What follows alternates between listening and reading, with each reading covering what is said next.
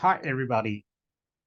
The events going on in this world portend an opportunity for the freedom of Africa from the yoke of the West. It opened opportunities for our Renaissance, but we cannot reach that Renaissance with imported religions and with an imported science. As much as science is the knowledge of the nature in which we evolve, but also the knowledge of one's culture. So there are religious and scientific imperatives for us to reach our Renaissance. Welcome to the channel Zinalova of Dr. Yaluka. To begin, please subscribe and tick the notification bell in order not to miss our videos. Thank you for joining. As Neokemite, we don't deal with this problem according to the approach of the traditional Kemites who rely on induction and speculation in order to reestablish the religions of ancient Egypt through the rereading of the texts of the Middle Nature. Our approach is to ask the ancient philosophers who were students of the Egyptian priests of yonder in order to understand how this situation appeared to them. The first one is Xenophonies. Xenophonies said that there are many gods according to culture, but only one God according to nature. Of course, the culture Xenophonus is speaking about is his own culture, the Grecian culture, which was by that time a polytheistic one, a culture in which there were many gods independent each from the other. This is the good definition of polytheism. As to nature, Xenophonies means the study of nature or the science. Which science? Of course, the science he learned in ancient Egypt. So, according to that science, there is only one God. Now, that one God is called in the book of the pyramid Sol Lord, while in the Egyptian book of the dead, he is called one Lord, while in the book of the pyramids, he is called Sol Lord. You agree with me that Sol Lord, one Lord are similar expressions. Now, if we take Lord to mean God, as Xenophonies puts it, then Sol Lord will be traduced in Greek as monotheos. Thus, we conclude that the Grecian knew about monotheism in ancient Egypt. Now you will tell me that there are many gods in ancient Egypt. The first thing is that those are not independent gods like in Greece. And the second thing is this. Let us take the Congo culture. In the Congo culture, you have seemingly many gods. We have the Most High, which is Nagampungu Tulendo. We have the creator Bubaloa. We have the God governor Pinanza. And we have the highest divinized Congo ancestor, who is called also Congo. So at least we have four divinities. However, Van Wyk and Vitremieux, two Catholic priests who studied Congo culture, are adamant. The Congo people are not polytheistic. So we learned from Xenophonies that ancient Egyptian theism was scientific. And because that theism was scientific, the religion of ancient Egypt was also scientific. And we learned also from Xenophonies that the monotheism of ancient Egypt is different from the monotheism of the Western culture, where there is one God, supreme being, who is at the same time the creator. Now, let us take the second philosopher. The second one is Pythagoras. Pythagoras used to affirm that the harmony of the sky and of the earth can be discovered thanks to mathematics. Due to this conviction, the West came to better understand the movements, the dynamics of our cosmos with Kepler, with Newton, etc. But on our part, we think that Pythagoras used an euphemism. Actually, what he was told is that the harmony of heaven and earth can be revealed to man through deduction. He used an euphemism by speaking of mathematics instead of deduction, because mathematics is a deductive reasoning. My ground for reaching this conclusion is that if we take Plato, after having studied in ancient Egypt, he went back home, took a paper, and began to reason deductively in order to prove the existence of God. He was told that the nature of God can be discovered thanks to deductive reasoning. This process is called in philosophy and theology the cosmological argument. Therefore, we learn here that through the study of the cosmos, through the attribute of the cosmos, we can arrive to an understanding of God and even of the dynamics of the universe. Now, in Western theology and philosophy, this search has been a failure up to now. In 19th century, they created in United Kingdom what is called Gifford Lectures, an institution devoted to natural theology in order to develop the cosmological argument, among others, in order to prove the existence of God through logic. Unfortunately, this search has always been a failure in the West, up to down. Why? My answer is that it is a failure because the notion of the Most High Creator is a false one. It is logically false. Why? You have just to ask yourself the question. If God, the Most High, is the creator, then the question is where creation happens. There are only two answers. Either it happens in God or outside of God.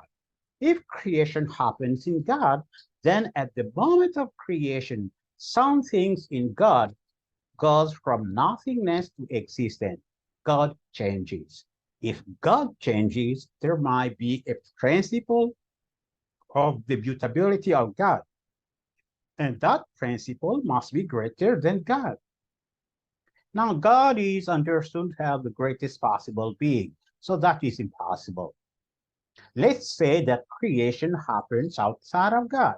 But if creation happens outside of God, then if you take creation, you add creation and God, you have an entity which is greater than God. This is also impossible. The theologians and philosophers in the West know this. They know that the notion of theism sustained by them is a logical impossibility. However, after our studies of theology, we decided to try also to demonstrate the existence of God. But from the start, we said to ourselves, we are going to prove the existence of God according to the perception of theism of the Black people, in which the Most High is different from the Creator. So I'm going to give you this cosmological argument that I call the Kemetic cosmological argument. I'm going to introduce it to you. I'm an individual being, you are an individual being, therefore, this temporal universe in which we live is an individual entity. Being an individual entity, this temporal universe is the work of an individual cause. Now, the individual nature of this cause begs the existence of other similar entities. They may have not yet created the universe, but they exist. Hence, we have effective creators and potential creators. Now here I will introduce an hypothesis whose validity I will prove later. The hypothesis is that every creation exists in its creator, provided this hypothesis is true. There is an entity which include all the effective and potential creators. This entity is the greatest possible being, because any universe you can imagine will be in its creator, and the creator will be in this entity.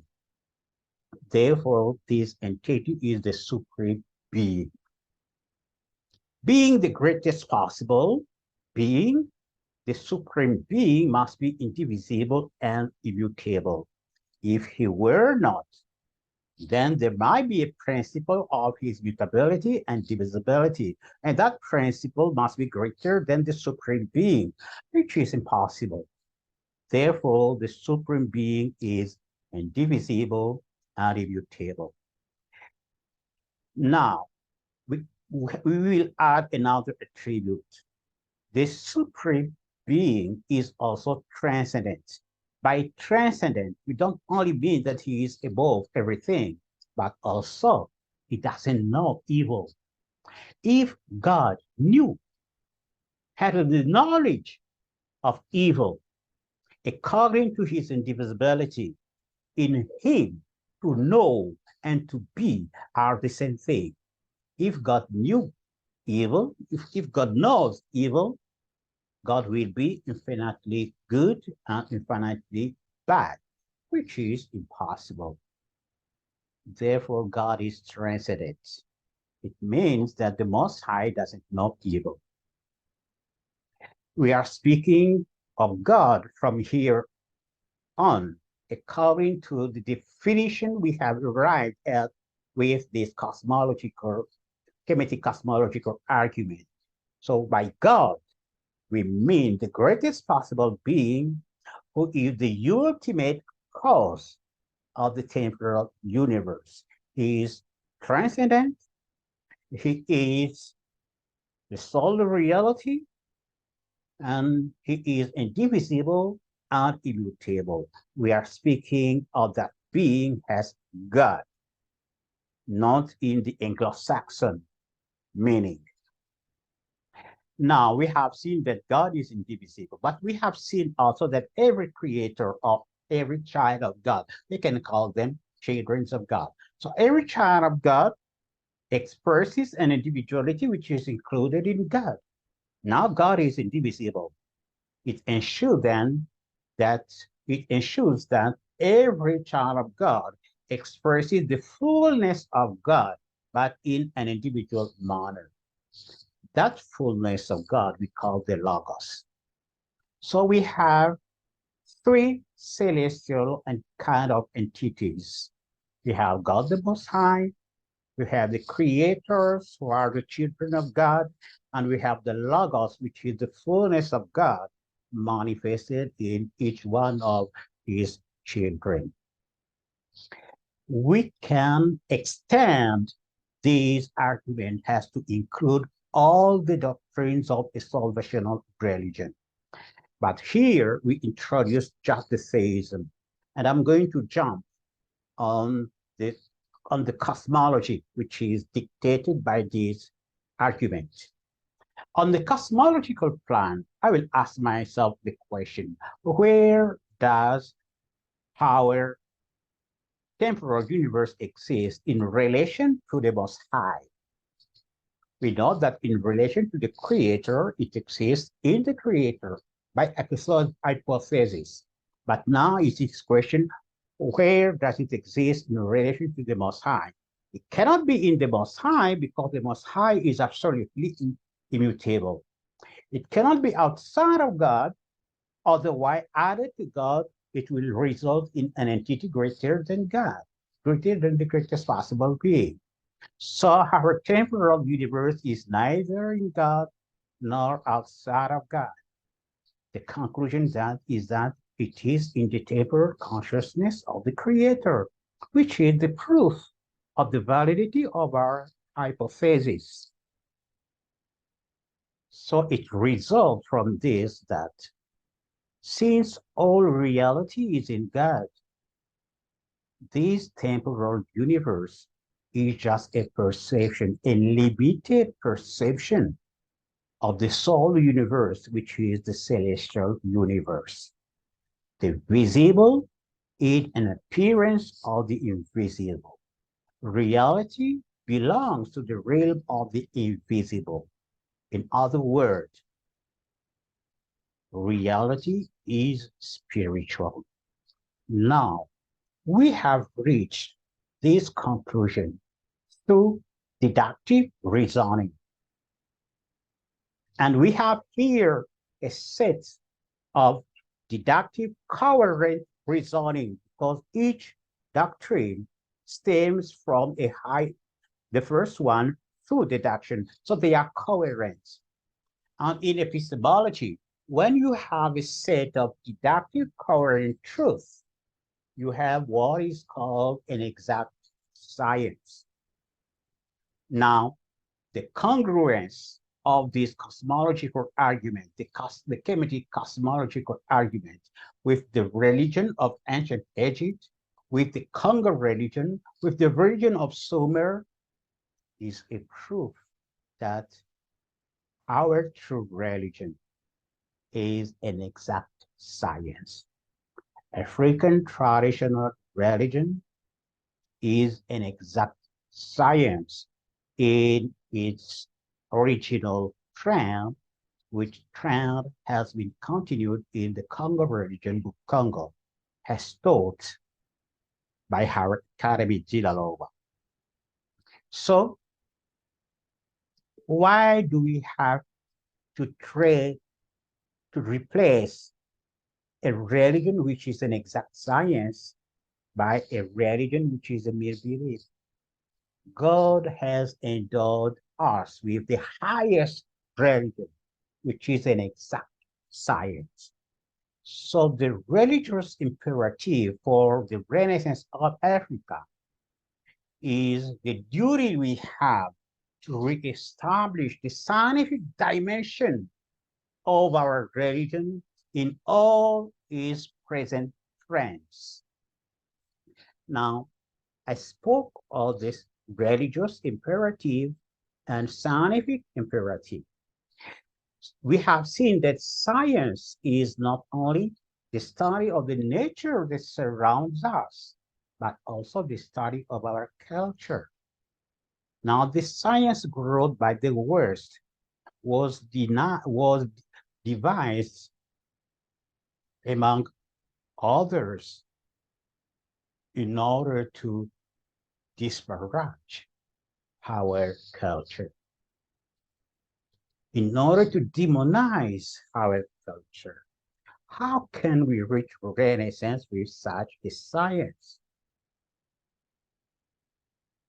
So we need to go back to our science. I was following a Cameroonian scholar called Bongbasson. He was discussing the same matter, saying that we need a religion and we need a science of our own. My answer to Bongbasson is that we do have a religion, and that religion is an exact science. And we do have also science.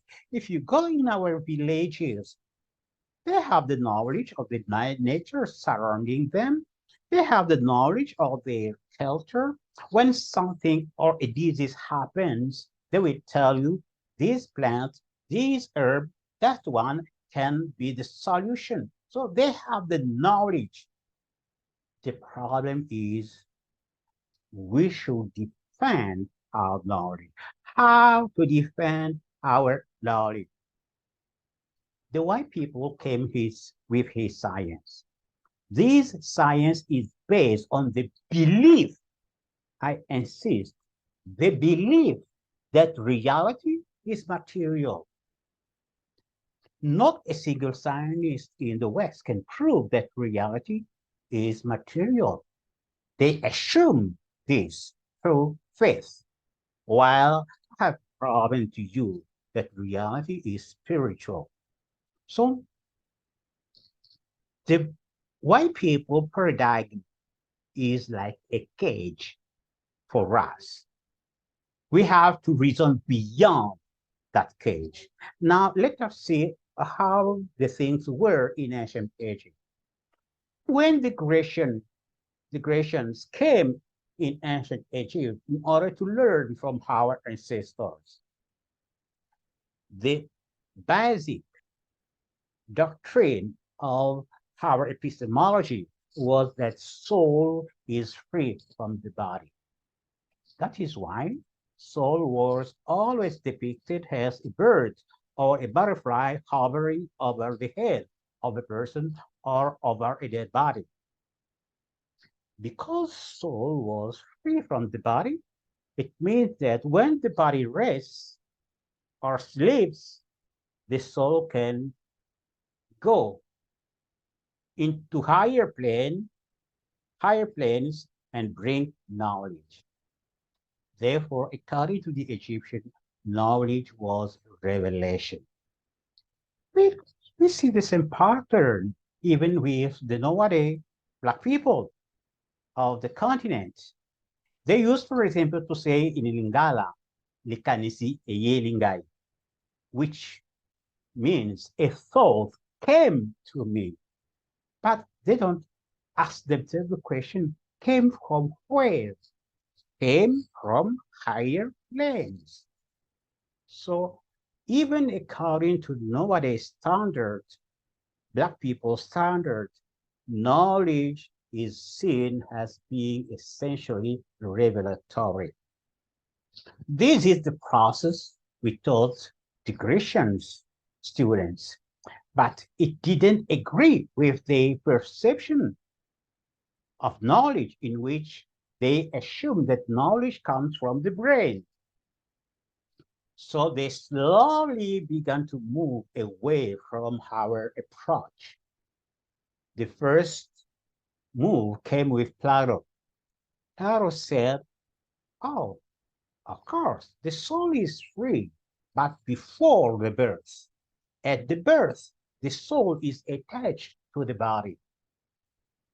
So the soul from that time on was caged in the body. And later on, the materialistic philosophers came and said, no, even before the death, the soul is just a process in matter. And later on came one called Francis Bacon, and he said, why do you bother about the soul? The way to do science is to observe the universe, to observe nature, take some empirical facts and generalize and arrive to knowledge. That is called empirical method. And through this method, the West came to discover many truths. However, they went aloof from our, our paradigm in which reality is spiritual. So as I said, our science is there. The problem is how to defend that science. We cannot defend that science through the Western paradigm, which insists that reality is material, while we can prove through deduction that reality is spiritual. Let me give you here an example. One of my nephew was shot by a gun. He was left with a double fracture of the femur. We went to an hospital and we have seen that three surgical interventions were needed, and the cost of it was very expensive. So we could not afford that. So I decided we have to rely on traditional medicine. We called a traditional orthopedist. He came to make the matter short. In 5 days, the bones were set. I say 5 days. When I mentioned this case in a scientific paper, voices arose from Nigeria, Cameroon, Ivory Coast, South Africa, telling me that we do have the same technology here. So the technology is available all over continental Africa. The problem is that we cannot defend that technology from the perspective of the white people, that reality is material. In order to defend it, we have to resort to our epistemology, in which reality is spiritual. Now, if we go to the white people and we say, this is our science, we will say, prove it through my paradigm. And because we can't, we will say, oh, that is witchcraft. So the scientific imperatives of Renaissance requires of us to go back to our paradigm, to go back to our religion, which is an exact science, in order to prove to ourselves, not to white people, in order to prove to ourselves that reality is spiritual. And because reality is spiritual, we are not obliged to defend our science through the Western paradigm, which is based on a mere belief that reality is material. And why do we have to defend this science? Because this science results in a technology which is the cheapest one, which is more efficient, and which is very respectful of environment. If we reestablish the scientific dimension of our religion in all its present trends, if we take the demonstrable fact that reality is spiritual a fact demonstrated deductively by this religion, and we defend our science and technology with both elements, with that religious and scientific imperatives, the yoke of the West will be broke over our necks. Thank you. If you enjoyed this video, please like it and share. More on this subject can be found on my books available at Amazon.